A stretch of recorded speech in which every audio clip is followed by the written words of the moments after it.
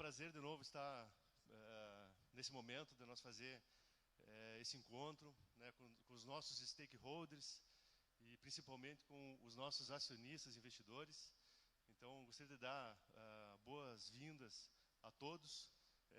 Essa nossa manhã hoje vai estar dividida em dois momentos. O primeiro é o webinar de resultados, que o nosso CEO, Sérgio Ribas, vai apresentar daqui a pouquinho, e na sequência o conteúdo do Investor Day. Então, mas antes de tudo, sejam todos bem-vindos. Queria dar essas boas-vindas aos nossos colaboradores que estão aqui, que estão assistindo online, a imprensa que está aqui também. Temos vários representantes da imprensa aqui também cobrindo o evento, aos nossos acionistas que estão aqui, aos nossos conselheiros, temos membros do Conselho de Administração, Conselho Fiscal também. Então sejam todos bem-vindos, fiquem à vontade, vamos aproveitar bastante essa nossa manhã. Nós temos tradução para o inglês, né, para estar aparecendo aí na tela, né, para quem quiser.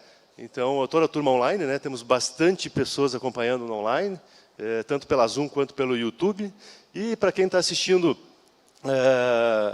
no online também, sintam-se recepcionados aqui por nós. E aqueles que estão assistindo depois, né, tenho certeza que muita gente vai assistir depois no sábado à noite, no domingo à noite, a gravação aqui desse evento.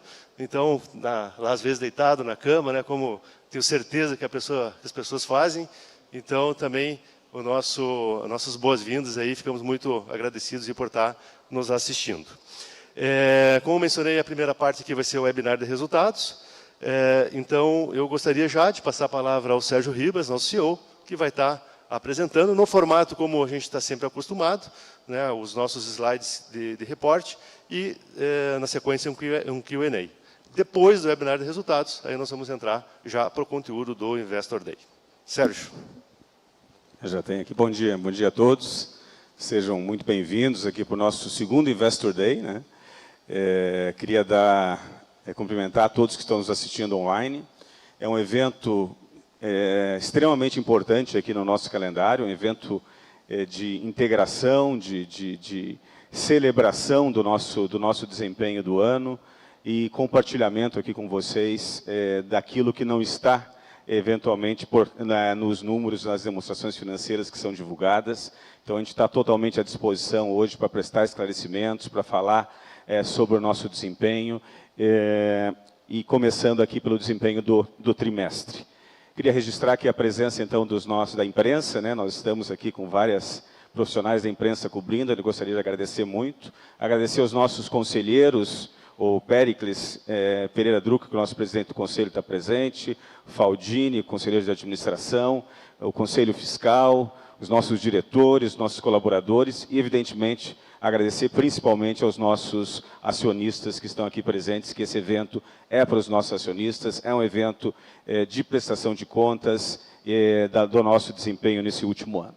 No terceiro trimestre, o cenário macroeconômico tem sido, de forma geral, bastante desafiador, né, para todos os negócios, principalmente no nosso caso, que temos a maior parte dos nossos negócios baseados na economia interna. A gente vem, nesses últimos meses, sofrendo, evidentemente, como toda a economia, os efeitos de uma política monetária mais restritiva, mas, ainda assim, a gente vem performando de forma bastante adequada na nossa visão, em função principalmente da contenção de custos, do custo, como a gente vai ver, custo de aparas, que vem também contribuindo aí para que a gente mantenha um resultado em linha com aquilo que nós estávamos prevendo para o ano. Quando a gente entra aqui no terceiro trimestre, nós fechamos nos últimos 12 meses com uma receita operacional líquida de 1.617 milhões. Essa receita ela é 4,4% menor do que nós fizemos nos 12 meses anteriores aos atuais. Um lucro líquido de 462 milhões, 30% superior aos 12 meses anteriores. O EBITDA ajustado nos últimos 12 meses de 497 milhões, 10% menor que os 12 meses anteriores. E nós completamos, em 30/9, investimentos no total de 910 milhões 682, que é o conjunto de projetos que nós chamamos de plataforma Gaia, que é importante aqui ressaltar que a plataforma Gaia, ela congrega um conjunto de investimentos que tem como objetivo melhorar a competitividade da empresa na plataforma atual. O foco desse conjunto de investimentos, como já foi dito em outras ocasiões, não foi aumento de capacidade, mas ganhos de competitividade, redução de custos na plataforma atual da Irani. E esse ciclo, como a gente vai ver mais à frente, ele está praticamente concluído nos seus principais projetos. E até 30/9 nós concluímos, então, perfez aqui 910 milhões do total de mais de 1 bilhão de investimentos que nós estamos fazendo na plataforma Gaia. A relação dívida-EBITDA, ela chegou a 2,1, em linha com as nossas projeções para este momento em que nós estamos concluindo os investimentos, mas ainda não capturamos a maior parte dos retornos desses investimentos. Então, nós prevemos aí uma alta ainda pequena da alavancagem no próximo trimestre e, a partir daí, começa um processo de desalavancagem natural em função dos ganhos e dos retornos dos próprios investimentos. O ROIC, nos últimos 12 meses, ficou em 18,9%, um ROIC bastante forte. Ele cai em relação aos trimestres anteriores, justamente por conta dos investimentos da plataforma Gaia e a não captura ainda dos retornos em sua totalidade. E o custo da dívida nos últimos 12 meses em 14,4%. Quando a gente entra especificamente aqui nos resultados do trimestre, nós fechamos com uma receita líquida de 407.855. Esse número é 7,6% menor do que nós fizemos no terceiro trimestre de 2022. Depois nós vamos entrar em detalhes em cada um dos negócios. É um EBITDA ajustado de 133.329, 2,9% menor do que nós fizemos no terceiro trimestre de 22, mas superior ao que nós fizemos no segundo trimestre. Um lucro líquido de 64 milhões, 32,3% menor do que o terceiro trimestre de 22. E a plataforma Gaia, especificamente nesse trimestre, nós investimos 48.287.000. Quando nós entramos nos negócios, especificamente aqui uma visão do conjunto, na evolução da receita. Então, como eu havia dito, uma queda de 7,6% em relação ao terceiro trimestre do ano passado, né, e com 12,6% de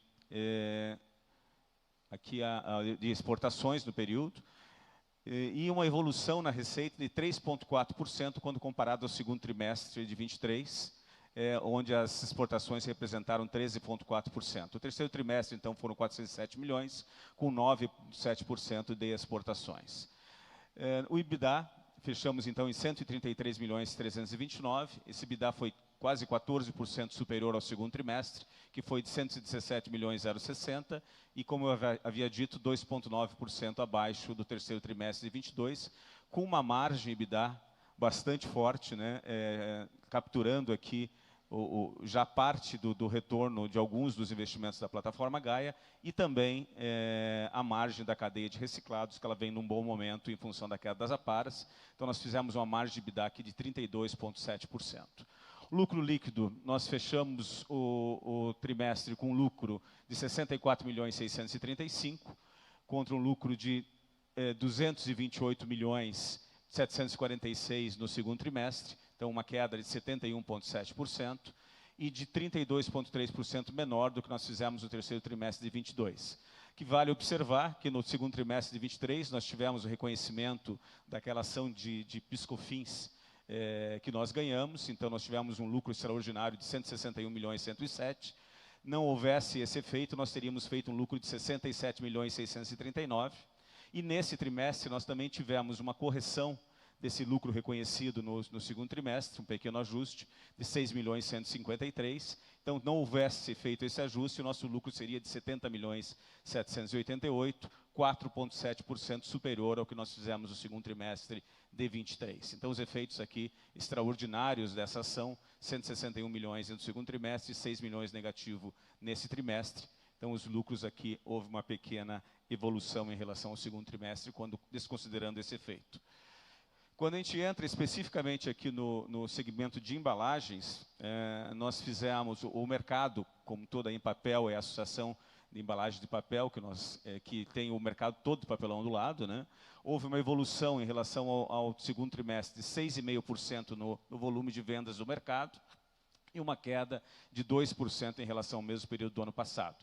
Essa é uma visão em toneladas e aqui uma visão em metros quadrados das expedições de papel ondulado do Brasil. Então, uma queda aqui de 1,4 em metros quadrados, uma evolução de 6% em relação ao segundo trimestre. Quando nós entramos especificamente na Irani, nós tivemos um desempenho um pouco melhor, uma queda de 4,4% em relação ao terceiro trimestre de 22 e uma evolução de 13,3% em relação ao segundo trimestre. Então, aqui a gente já percebe uma evolução de volumes em função aqui do início do segundo semestre. Sazonalmente, é um período de expedição maior. Então, nós tivemos uma evolução aqui bem importante, inclusive superior ao mercado como um todo. Quando a gente olha em metros quadrados, a evolução ela é similar, 12,8%, e uma queda de 6,3% em relação ao mesmo período do ano passado. Avançando aqui nos preços, né, nós tivemos, nesse trimestre, uma queda nos nossos preços médios de embalagem de 4,2%. Isso tem, em função muito da queda das aparas. As aparas elas vêm numa trajetória de queda já há mais de um ano.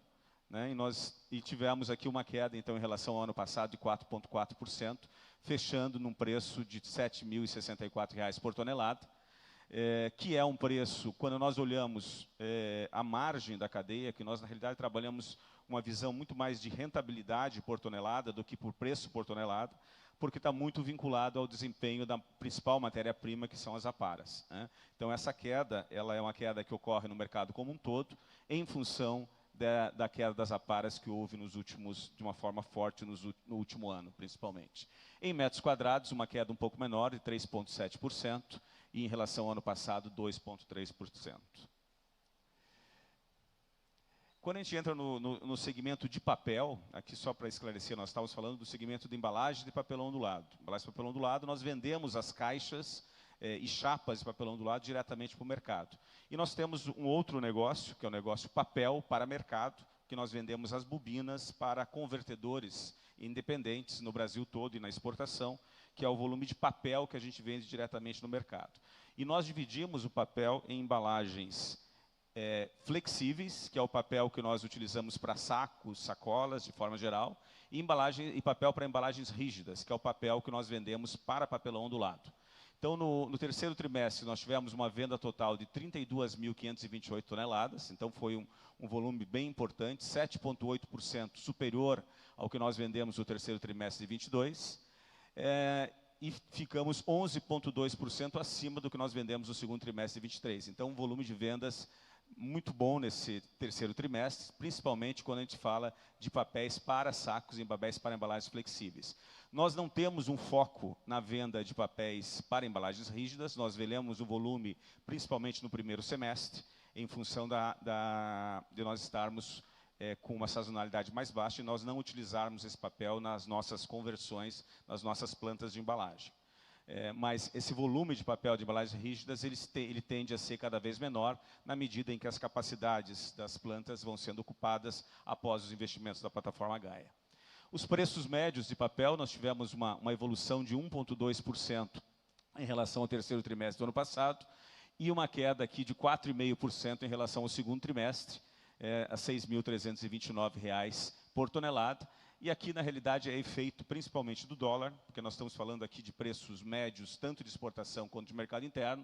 Então, aqui tem efeito do dólar e tem efeito de mix, né? Mix de papéis. Né? Nós acabamos vendendo um pouco mais papéis. Situation to the market. So we also felt in this quarter, we can explore a little more in the Q&A, the situation in Argentina, which is a big buyer of paper from Brazil, and we had to export paper to other markets, normally with lower prices, and this affect the average price of paper as a whole. And for rigid packaging, we've been very much connected to the price of trim. We had a drop of 13.6 and 6.3% in comparison to the second quarter, lower volume of papers that we had in the market, and that has a connection with the price of trim. When we get to the trims, we noticed that there was an important reduction in comparison to the second quarter in 22. This has been dropping. The association that consolidates the data from trim market, and we have 27% drop and another drop in the second quarter. So that's a value of 60 reais per ton. And we had an even higher drop, 20.7%, and 13 from the second to the third quarter, with a lower rate for trims than in the market. When we get to the business of resins, it's a smaller business. It represents less than 10% of our revenue currently. We had a expressive reduction in sales volume, both in the third quarter as in regards to the second quarter, a drop of over 50% because of market situations. Is a very complex situation of this market in the world, both in Europe, China, which are the main markets that buy these resins. And with that, there was an important impact on prices, a drop in dollars and in reals, pointing out a drop of 40% in regards to the third percent and 13.2% in regards to the second quarter of 23, closing average price of 5,000 over 5,000, and other resin even a higher drop of 45% in regards to the third quarter and 16.5% to the second quarter. So this is a business that we really have to reflect a lot. Is a business that we've been quite a while and is volatile because it's international commodity, is subject to this demand, especially from China. From this financial standpoint, we closed, as I said, with leverage 2.1 fold for EBITDA, the debt of 1.5, and the cash flow net debt of 1,044,000,000, with the biggest part of the investments of the Gaia platform. The average cost of this 14.4. We had an operation sales of the debenture that we had at a higher cost and took adapt at a lower cost in this quarter, an action of reliability management. So this reduced the cost in the last 12 months. All the debt in domestic current, and we have it in the long run of only 1% of the short run debt. The repurchase program we started in August 22. We had a limit of acquisition of 9 million shares, and we bought over 6 million shares. In this quarter, we didn't have any repurchase because of the good performance paper in the period. Dividends payment, we keep the payment. Our policy, remember, we pay 50% of the annual profit of dividends and 25% in the closing of the fiscal year. During this quarter in 23, we paid 0.23 per share, 54 million total value. And in the last 12 months, we paid 213.0 per action, 11.4%, which was a yield, a very important yield, the profit and the valuing of the shares. We had the first cycle of the Gaia platform. We're going to go into details, the main projects Henrique is going to present during the Investors Day. But the Gaia platform is comprised of projects. Gaia 1, 2, and 3 basically concluded in the phase of capturing the return that we are going to notice, especially in the next quarters and especially over 2024. Gaia 4 and 5 is 2 hydroelectric thermals that we have in Santa Catarina. This finish in our original schedule because especially of the licensing, environmental licensing, that we have to meet the whole time frame following the environmental agency. We're going to have this licensing happening over the next 2 years, and we're going to make these investments. And with these investments, we are self-sufficient in production of energy. We also have a second cycle of investment, Gaia 6, 7, and 8, which are in the final parts. Gaia 6, 7, and 8, and 9, and Gaia 10, last generation as we're going to install in 2025. Well, now the Gaia platform is basically that. We invested so far 1 billion on gross investment this semester, 48 million, and in total 910 gross investment made up to September 30th. So we have a difference here of 172 million still on investments that are going to be made in the next quarters in Gaia platform.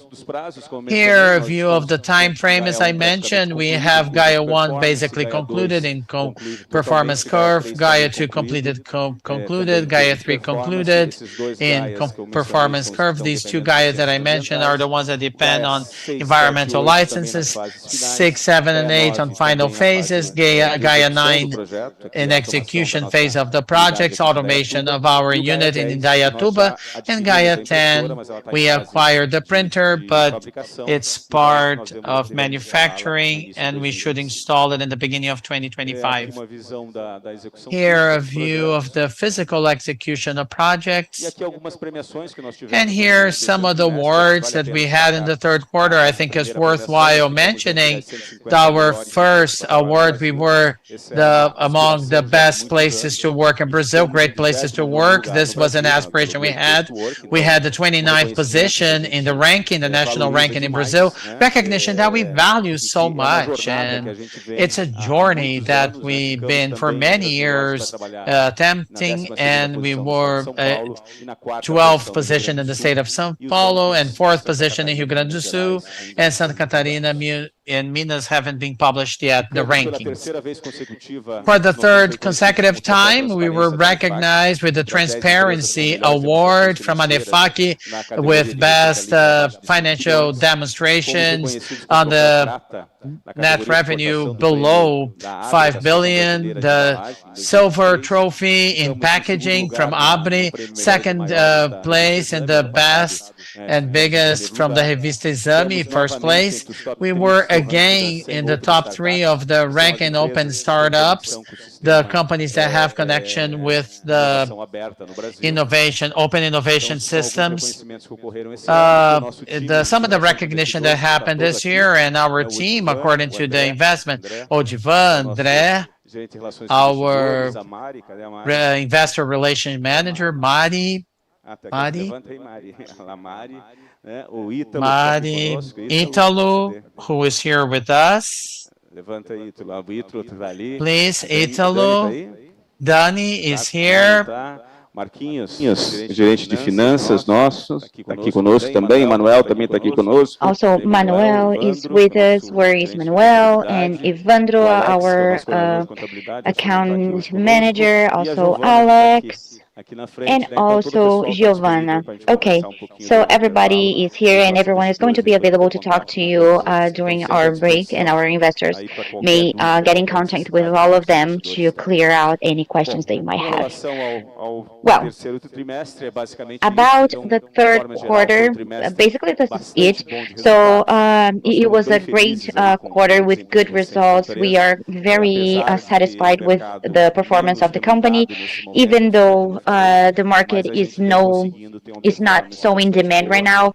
We are able to deliver a good performance in a steady way, just because, of course, due to the cost, but also by starting capturing our returns from the Gaia platform.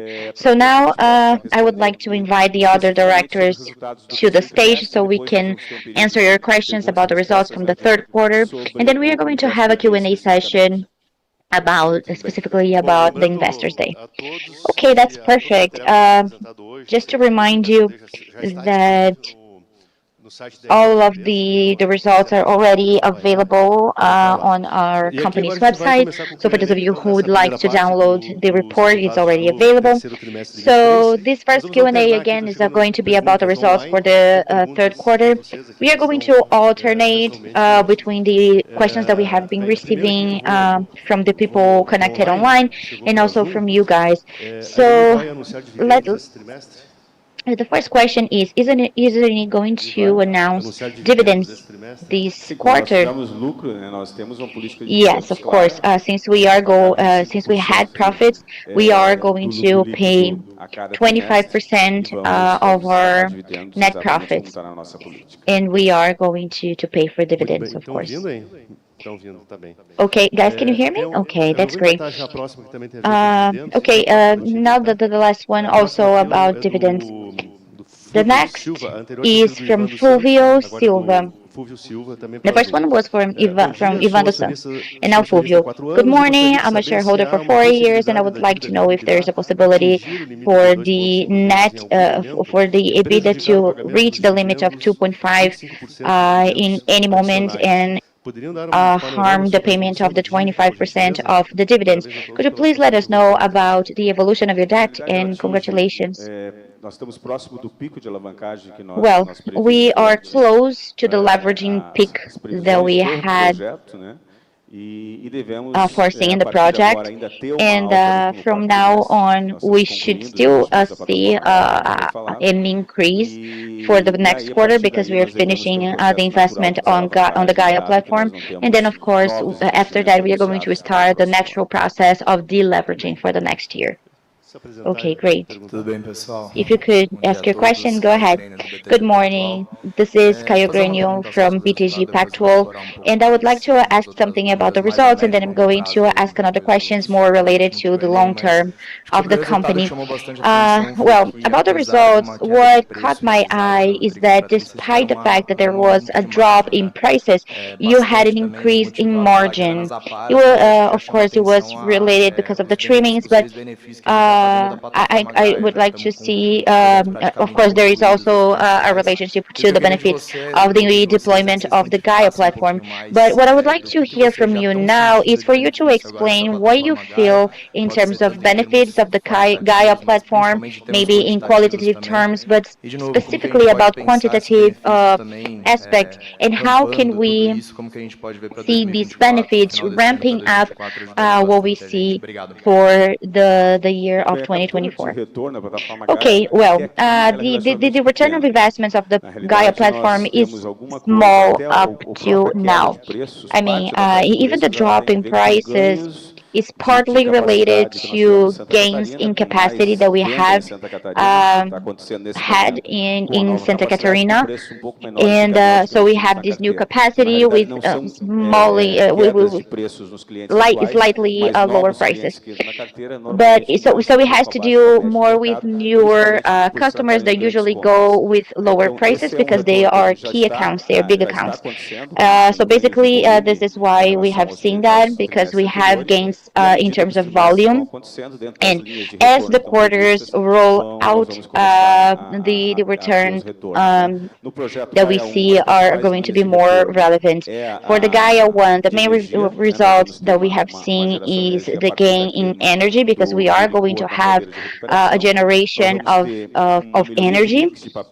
We are also going to have an improvement in the mix of our paper, because our cellulose production is going to increase by 30%, and also in cost of the raw material, because we are going to have a lower consumption since we are going to start capturing part of this return in the next quarter.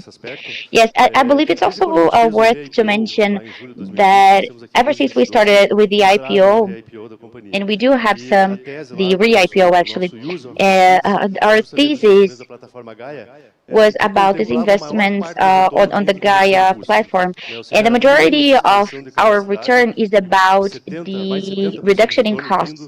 So 70% of the returns would be related to cost reduction, and it took almost 3 years to execute this plan and start delivering results. But the market moment is of course more complex than the one we have been seeing in the previous years. So I believe that the biggest benefit of this investment is to not be dependable on the expansion of our capacity, but delivering a reduction in costs, which is something that is inside of our home already. Yes, there were some increases in capacity. One of them in the machine 2, which is a machine for the production of paper for packaging. So this is a gain that we have been having since last year when we started operating the machine 2. And the idea is, of course, to increase its performance over time. And the other thing is, again, about the capacity of paper in Santa Catarina. We had an increase of 56% there, and it is related, and of course, there we have a sector that is specific for the refrigerator sector. So we are going to work on that. And that's why we had this drop in prices, because of this diversification of the mix that we have there. Muito bem, vamos para a próxima aqui no online também da Zoom. Now back to our questions on Zoom. A question by Angelo Lambassi. Good morning. You have mentioned something about the improvement of the margin because of the trimming. Do you believe that this condition in the trimmings is going to remain the same, or what do you foresee in the situation? Well, the situation with trimmings is different because it's a structural question. We do have an input in the Brazilian market that is definitely higher than the ones we have seen historically. The two new Klabin machines that are for the production of kraftliner, and the second one for papel cartão e também kraftliner, elas estão colocando a maior parte da produção no mercado interno, dado que o mercado de kraftliner mundialmente não está bem. Então eles estão colocando mais papel, mas independentemente da situação mercadológica do kraftliner no exterior, houve uma substituição de papéis reciclados por papéis de fibra no mercado interno. Então tem uma disponibilidade maior de aparelhos no sistema, o que projeta uma situação de aparelhos availability of trimmings, relativamente boa pelo menos which makes it a good situation on the short term. So right now we don't see any pressure on the short or long term. Quite the opposite, actually. We can see Brazil in basically the same situation as in the United States, that has a high availability of trimmings, and therefore a high exportation volume of this good. Okay, good morning. My name is Lucas Laga by XP. So first of all, congratulations for your results and congratulations for this event. I believe we have already talked a little bit about the spread. But I have a follow-up question. And it is related to Gaia's platform. So, when you have the financial expectations set, do you also see the possibility to share the profitability or the evolution in prices, especially for trimmings? So, do you see a possible reflection on a lower price, therefore impacting the profitability rate that you're going to see? And another question now about the demand. You have mentioned the gain market share in the first quarter. So I guess it is partially because of the Gaia project, but I would like to understand how you can foresee the demand between the segments where Irani is more exposed to compared to the market. So if you could talk a little bit about that. Is it going to be for the fridge market, and how has been the behavior of the market share comparing the first and second quarters to now, considering the exposition of the market as a whole? A gente faz acompanhamento do retorno da plataforma Gaia. We definitely measure the returns from the Gaia platform in a systematic way, so we can see, of course, how we are doing on returns. The price for packaging is definitely something that we monitor. We always consider the market price. However, we have a management system that is related on the margin per ton, because there is a big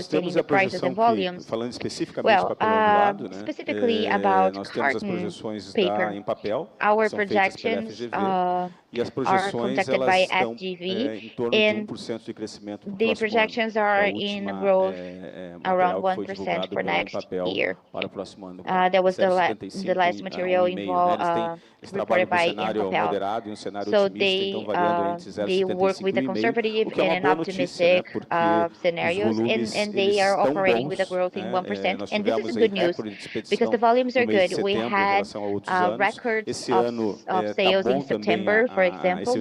This year, this month, we also have a nice shipment rate. So we foresee a slight growth next year, considering, which is good news, even considering that this semester was a bad, had a small decrease in growth. The next question is, what about growth after the full implementation of the platform Gaia? And what is the value of the full capture of this platform? Well, like Edivan said, we don't disclose the return of the Gaia platform, but all projects have good return rates, and that is why we have this investment cycle. So we are going to capture our returns for the majority of our investments already in 2024. And what was the second question again? Future. After Gaia. Okay. Well, we do have many projects being analyzed right now. None of them were approved yet, neither internally nor by the board. But once we have all of the approvals, we are going to develop them. Do we have another question from the audience? Hi, I'm from Trigo. Congratulations for all of you guys. And well, were there a different scenario in M&A, right? So we could see companies from Ireland and West Rock with the United States, and both of them operate here in Brazil. So the shift in this competitive scenario had any impact for you over the next years? And also, what do you believe are the other M&A opportunities that you could foresee? And what is the dynamic for the e-commerce that you guys have? Thank you. We are always evaluating M&A opportunities as they come up.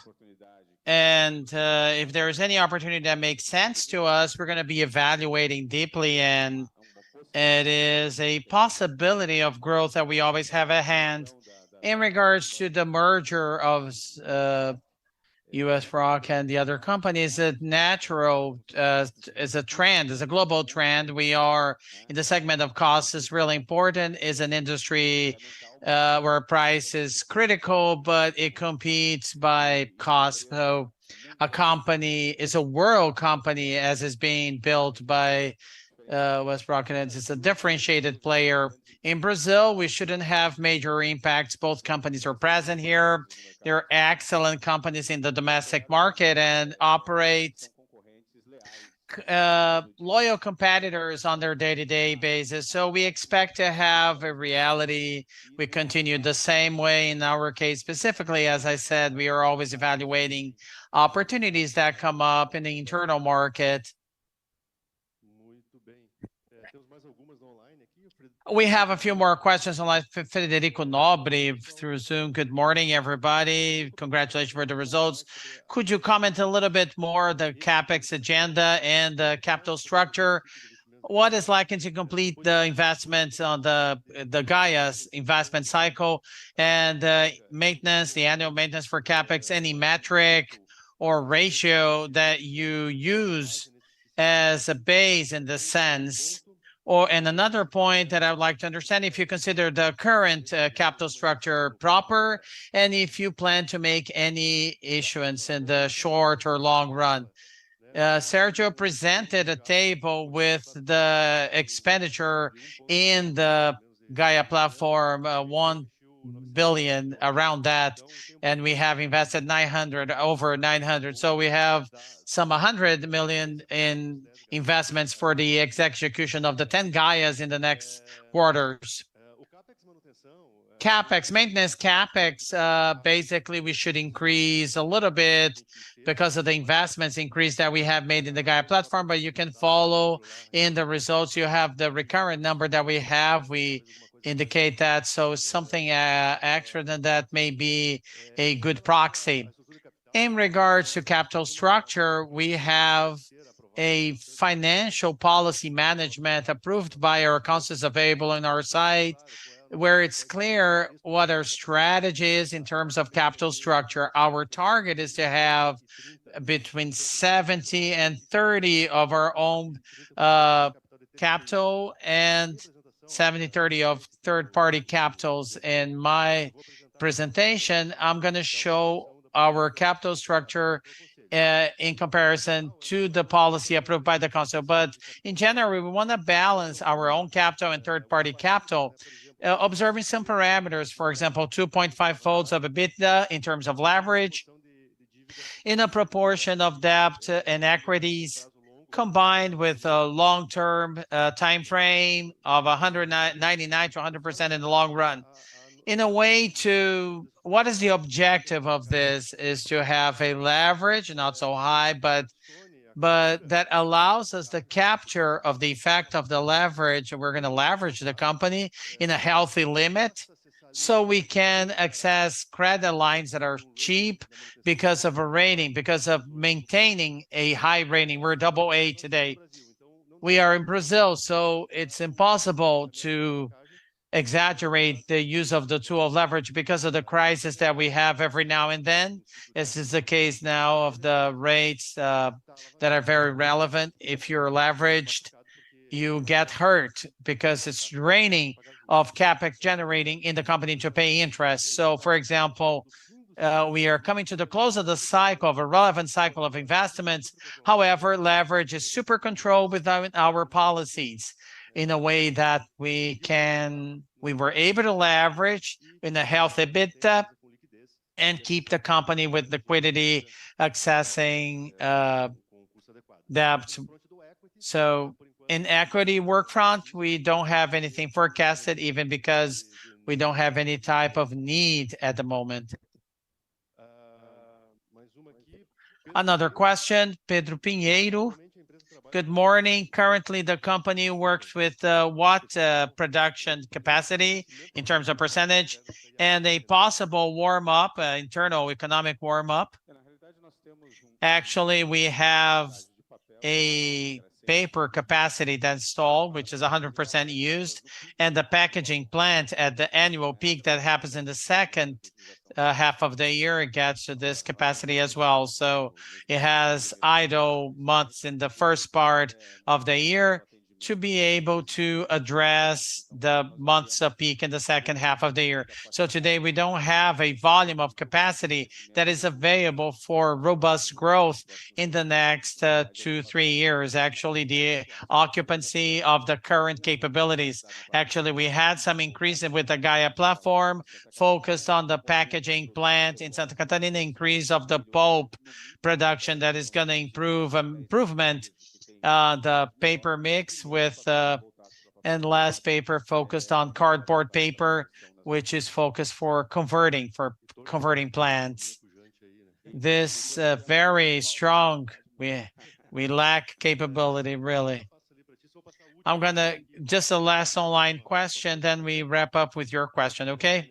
The last from our line is Thiago Stephanie. For the future, long-term future, the company thinks of expanding their installation to the northeast of Brazil. These are major regions. Northeast is growing at a higher speed than the rest of the country. We are always evaluating that. We're not disconsidering that in our growth project. How, when, we're going to evaluate along the way. And the last question from the audience now. This is from Group Sun. Congratulations for the results and for the event. My question is related to paper segment, to sustainable packaging, is a relevant segment for the company, and it has served a trend, a very strong trend, which is the acquisition of plastic. Given the macroeconomic scenario more adverse, especially in domestic market, do you understand that there is a deceleration or there might be one in this process? How do you see this in the segment specifically? Thank you. Well, as Sergio commented in his presentation, we sell paper to non-integrated suppliers. So we have a position that is very steady with these customers. There was some reflex in the deacceleration, but we're going to have a presentation. I'm going to make this presentation during the Investor Day, where I'm going to get into the lines of papers. To be clear, we are a company, we're a niche company. We have over 10 of those. We have a lot of flexibility in masses, so we can get a machine paper. I have a segment with a problem, the other doesn't have a problem. I can change over the type of paper, so we have this flexibility that helps us to minimize impacts from the economy. And we are feeling that the acceleration right now is a virgin fiber papers for bags, for bagging, industrial bagging. We have seen that happen before, but as markets, both external, Argentina, as cement marketing improves, the market improves for us too. And customers from these segment end up being preferred by several actions that we have. We have the focus of the customer with them. They really need the paper. We have never left this market without paper. This is a perceived value very strongly by the market. Even with the deacceleration, we feel less. Very well. So with that, we wrap up the first part of the event, our webinar, the results of the third quarter. And we're going to go to a moment where we're going to have content very cool. We're going to be sharing with you. Our team here, Sergio is going to remain, he's going to make the presentation, but we're going to play a video for you right now.